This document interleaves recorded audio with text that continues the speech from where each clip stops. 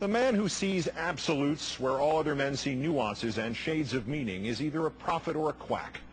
Donald H. Rumsfeld is not a prophet. We end the countdown where we began, our number one story, with a special comment on Mr. Rumsfeld's remarkable speech to the American Legion yesterday. It demands the deep analysis and the sober contemplation of every American. For it did not merely serve to impugn the morality or intelligence, indeed the loyalty, of the majority of Americans who oppose the transient occupants of the highest offices in the land.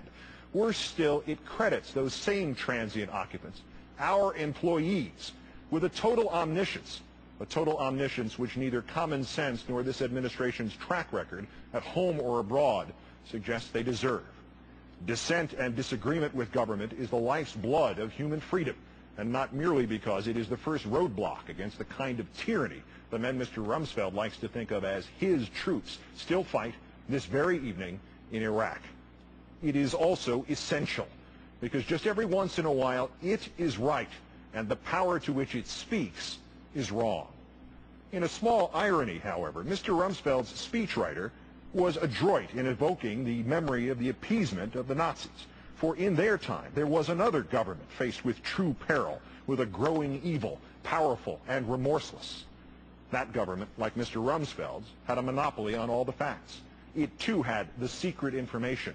It alone had the true picture of the threat. It too dismissed and insulted its critics in terms like Mr. Rumsfeld's, questioning their intellect and their morality. That government was England's in the 1930s. It knew Hitler posed no true threat to Europe, let alone to England. It knew Germany was not rearming in violation of all treaties and accords. It knew that the hard evidence it had received, which contradicted its own policies, its own conclusions, its own omniscience, needed to be dismissed. The English government of Neville Chamberlain already knew the truth. Most relevant of all, it knew that its staunchest critics needed to be marginalized and isolated. In fact, it portrayed the foremost of them as a bloodthirsty warmonger who was, if not truly senile, at best morally or intellectually confused. That critic's name was Winston Churchill. Sadly, we have no Winston Churchills evident among us this evening. We have only Donald Rumsfelds, demonizing disagreement the way Neville Chamberlain demonized Winston Churchill. History and 163 million pounds of Luftwaffe bombs over England have taught us that all Mr. Chamberlain had was his certainty and his own confusion, a confusion that suggested that the office can not only make the man, but that the office can also make the facts. Thus did Mr. Rumsfeld make an apt historical analogy, accepting the fact that he has the battery plugged in backwards.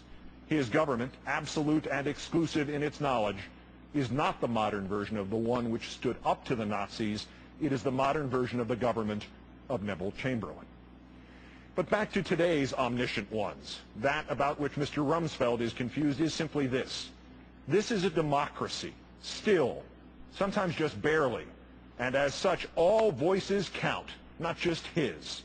Had he or his president perhaps proven any of their prior claims of omniscience, about Osama bin Laden's plans 5 years ago, about Saddam Hussein's weapons 4 years ago, about Hurricane Katrina's impact 1 year ago, we all might be able to swallow hard and accept their omniscience as a bearable, even useful recipe of fact plus ego. But to date, this government has proved little besides its own arrogance and its own hubris. Mr. Rumsfeld is also personally confused, morally or intellectually, about his own standing in this matter.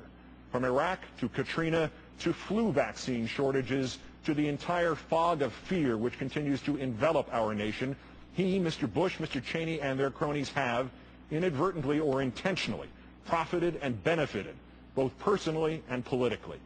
And yet he can stand up in public and question the morality and the intellect of those of us who dare ask just for the receipt for the emperor's new clothes. In what country was Mr. Rumsfeld raised? As a child, of whose heroism did he read?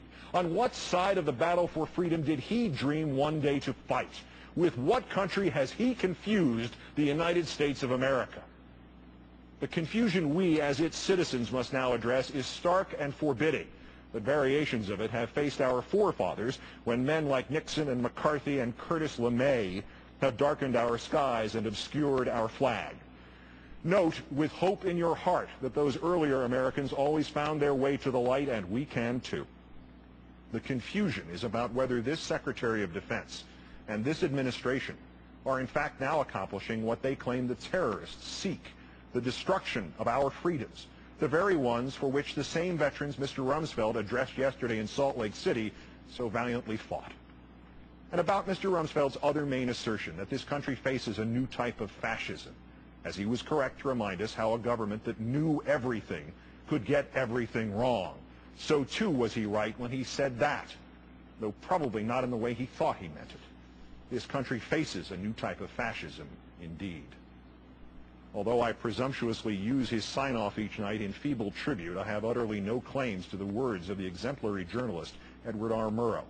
But never in the trial of 1,000 years of writing could I come close to matching how he phrased a warning to an earlier generation of us, at a time when other politicians thought they, and they alone, knew everything, and branded those who disagreed confused or immoral. Thus forgive me for reading Murrow in full. "We must not confuse dissent with disloyalty," he said in 1954.